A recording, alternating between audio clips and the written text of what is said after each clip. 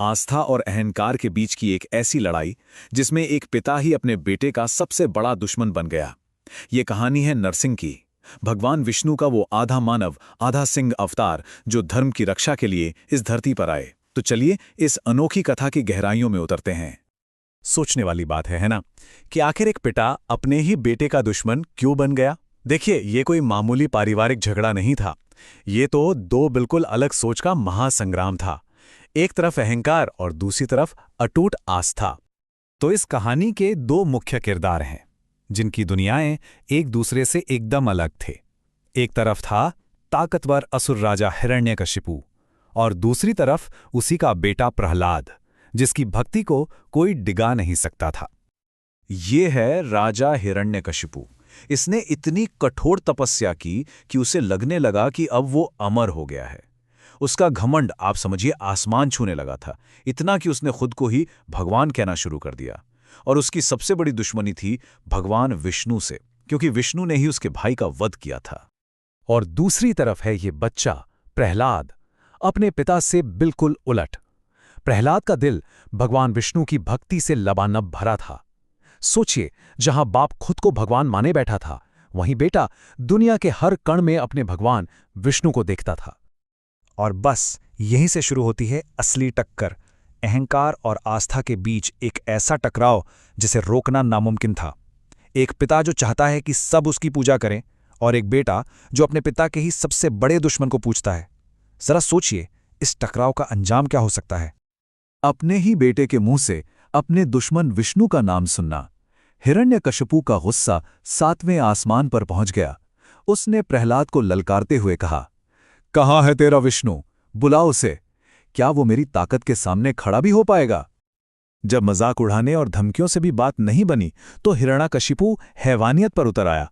उसने प्रहलाद को मारने के लिए क्या कुछ नहीं किया। उसे ऊंचे ऊंचे पहाड़ों से फेंकवाया, जहर दिया, यहां तक कि हाथियों के पैरों के नीचे कुचलवाने की कोशिश की। लेकिन कमाल देखिए, हर बार प्रहलाद की भक्ति उसे बचा लेती। उसका विश्वास एक पल के लिए भी नहीं डगमगाया। अब सवाल ये उठता है कि आखिर हिरण्यकशिपु इतना शक्तिशाली था कैसे? तो उसकी इस ताकत का राज था ब्रह्मा जी से मिला एक वरदान। और वो वरदान भी कोई सीधा साधा नहीं था, बल्कि एक बड़ी ही उलझी हुई पहेली जैसा था। उसने बहुत चालाकी से अपनी मौत को लगभग नामुमकिन बना दिया था।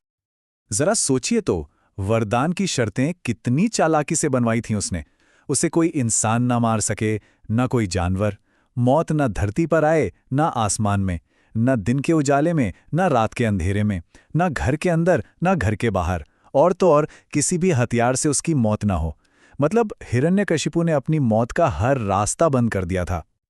जब हिरण्यकशिपु की सारी कोशिशें फेल हो गईं, तो उसके अहंकार की कोई हद ही नहीं रही। और ठीक इसी मोड़ पर यह कहानी अपने क्लाइमैक्स पर पहुंचती है, जब एक दिव्य शक्ति उसके पाप का घड़ा फोड़ने के लिए प्रकट होती है। गुस्से से आग बबूला होकर उसने प्रहलाद से पूछा, कहाँ है तेरा विष्णु? बोल, क्या वो इस खंभे में भी है? और ये कहते हुए उसने अपनी गदा से जोर से खंभे पर वार किया। उससे क्या पता था कि ये सिर्फ एक खंभे पर वार नहीं, बल्कि अपनी मौत को बुलावा था। और फिर उस खंभे से जो शक्ति निकली, वो हिरण्यकशिपु के हर वरदान का तोड़ थी। वो न तो इंसान थे, न ही जानवर, वो थे नरसिंह, आधे मनुष्य आधे सिंह। उन्होंने हिरण्यकशिपु को महल की दहलीज पर पकड़ा, उसे अपनी गोद में लिटाया। समय था संध्या काल का, मतलब न दिन न रात, और अपने नुकीले नाखूनों से उसका अंत कर दिया। हर शर्त पूरी हुई और न्याय भी हो गया।